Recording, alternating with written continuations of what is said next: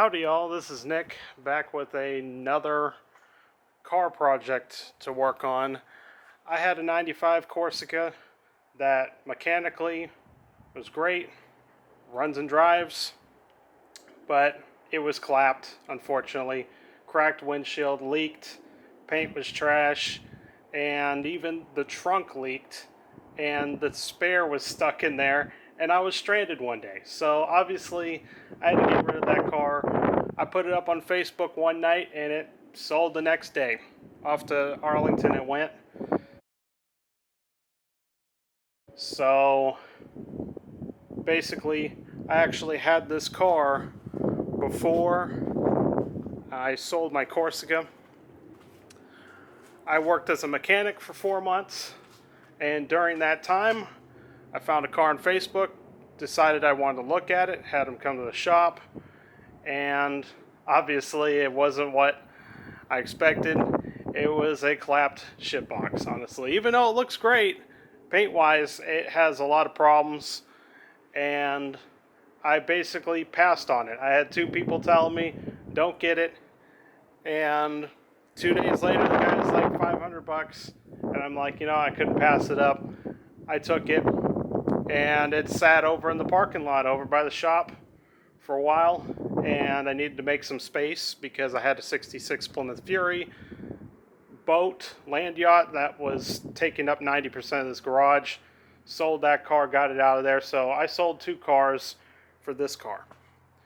And it's kind of depressing. I don't have a classic car to go cruise in. I do have a classic van, I guess you could say, but anyway, at least this car is not, I guess you could say, not a lot of work. I think I'm going to have this thing fixed up pretty soon, and I'm going to have a reliable second daily car that has AC, because this Corsica didn't have AC. And it didn't have a heater too, because I didn't flush the coolant. So the heater got clogged up. So at least I actually have a second car with air conditioning. That van has factory air conditioning, but yet again, doesn't work. Compressor leaks. So I'm not going to make it real long explaining everything. Here's the ass end of it. Pretty good car. I can go into detail the initial interaction with the guy I bought it from when I got this car, because what happened is the day he was coming to the shop, I had to leave the shop to run back to my house, and I was heading back to the shop, and we met at the same intersection. And I ended up behind this car, and it was burning oil. And you could smell it, and I'm like, this thing is not going to be good. And he pulls it into the shop, and he looks at me, and he's like, I'm not getting $1,500 for this car. And, we put it up on the lift, and, this car came from Oklahoma. So to me, I label it a Okie Mobile. I think some meth heads had their hands on it. Fucked it up really bad. Apparently, it must have been going down a dirt road, because all the exhaust donuts are gone. The exhaust is just wags all over the place like a tail. The radiator was busted from a previous wreck, and it was never replaced. And basically, I guess you could say 60% of the head gasket on this motor is blown. But surprisingly, it wasn't blown enough to kill the motor completely. It still runs. It still runs and drives. The guy I bought it from said that this car, when he got it, wasn't even running and driving. He basically patched it together the best he could, and at least got it running and driving. But it obviously is not, it's running and driving, but it's nowhere near roadworthy and reliable at this point, because you got to keep filling the radiator with water because it keeps leaking. Most of the tires are fucking worn out. One keeps leaking out. The other one is down to the belts. So this car is like nowhere near ready, but basically the rundown is basically stripping the front bumper off, stripping the hood off, taking the battery out, pulling the junk radiator out, getting the heads off, getting new head gaskets and heads on it, and then going from there, seeing how it performs. And then I can do the extra little stuff. Like it needs, I don't know if it needs a wheel or if it needs a wheel bearing. But whatever happened to this thing, it was so bad that the impact bar basically came out of it, and the impact bar is in the trunk. And you can clearly see you've got a crunched fender over here. The driver door was replaced. The VINs don't match. I did verify that this is a legit car. The VIN in the trunk matches the VIN on the window. So obviously I called the DMV before I even bought this car, and there was no liens, no theft. Guy did his due diligence and transferred the Oklahoma title over to a Texas title. Made it real easy for us, so the title was a nice clean transaction. Other than that, I think it, I guess I can go over a bit of what I did to this car, because, while I did have it at the shop, I was like, my idea is, okay, well, I work on these people's cars, and then when I have spare time, boss lets me take the car in, and I work on it there. But unfortunately, that didn't go as planned. I had to leave, and basically I had to take the car with me, and I had to make room here. But while it was at the shop, I was troubleshooting it because I wasn't 100% confident that it was a head gasket. Now, easily, anybody could have just said, well, the radiator's busted, it's misfiring, the head gaskets are bad. Well, obviously me, I didn't want to believe that right away. The thing that really sold me on this car was that the transmission did not give me any shit. It shifts. There's nothing wrong with it. The other Grand Prix I have, that's basically been a one-owner car, and the transmission has already been rebuilt at 40,000 miles, and it's still thudding. It thuds at 20 miles per hour. If you drive it for like an hour at 20 miles per hour, it'll start thudding, or it starts thudding whenever it wants to. And I don't know how long that transmission is going to last, but who knows. But this transmission, there's no problems with it. Now, I haven't driven it hard enough to know if there is a problem with it, but so far, nothing's wrong. The only thing that's really wrong is the motor, and it's, getting back to what I was saying, how I troubleshooted this thing. First thing I did, since it was misfiring, because I focused in on that, and I thought it was the plugs and wires. Changed those, obviously, didn't do anything. Changed the ignition control module and the coil packs, didn't do anything. This harness was a electrician's dream of a wiring harness.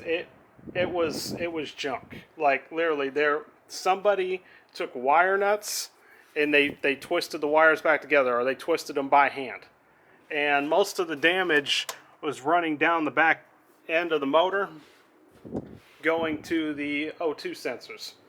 And obviously it was throwing a code for an O2 sensor. So I just figured that, the last resort thing, other than the head gasket that would cause it to be misfiring, possibly, is that I have a bad harness. The harness was messed up, so I got a used harness that was in really good condition and put it on there, and it changed a little bit, but obviously misfiring didn't go away. I also changed this valve here. Damn it, I forgot what the hell it is, but y'all can put it down in there. But basically, this valve here, there wasn't even, when I got this car, this thing was loose, and I pulled that apart, and there was no seals in there. So it had a huge vacuum leak on the plenum. So I fixed that, and I got seals in there, and that got rid of that vacuum leak. It did actually fix a code on the computer. But other than that, that didn't completely get rid of the misfiring. So at that point, we put a gauge on the manifold, vacuum gauge, a pressure gauge, and it basically told us, head gaskets are blown. We even did compression tests. The compressions were horrible. So it just, at one point, we did it wrong. So we thought that the compressions were good, but they actually weren't good. We kind of got duped, but yeah. So pretty much it's the head gaskets, and I'm prepared to part with this car if I pull the heads off and I find messed up pistons or cracked block. At that point, I'm probably going to part this thing out. But I'm hoping that it's just going to be a nice, easy head gasket job, and we'll have the thing running right again, and it'll be a good daily driver car. This thing's got about 220,000 miles on it, I think. Yeah, and there's even a book in there, or a piece of paperwork from the original dealer, and it was sold brand new in Norman, Oklahoma. So you definitely know this car has been in Oklahoma pretty much most of its life. And of course, it's got this like dirt in there, dust, like oaky dust. I guess you can call it West Texas dust as well, but it's all in there. And someone was definitely, I don't know, it could have been in a trailer park, because some trailer parks don't have paved roads. They just got gravel. You just go through there. But who knows? The one thing I do like about this car is that it does have more options than the Black Grand Prix out there. Basically, it's got leather interior. It's got this OnStar system. It's got a few more buttons on the infotainment center, whatever you want to call it, screen. I don't know what those extra buttons do, but it's definitely, obviously, extra options and stuff. This car obviously wasn't fully decked out, because it doesn't have ABS. It's an L26. It could have been supercharged. Could have been a GXP, but it's a base model, no ABS, but it does have a good interior option, and it's even got, buttons on the steering wheel, which I can go over and show that.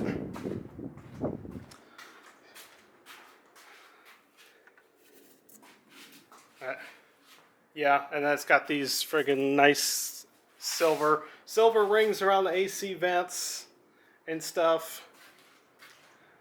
Some ding dong lost a spare tire, and I went to pick and pull, got a spare tire, thought it would fit. Of course, that one doesn't fit either, so this thing doesn't have a spare tire.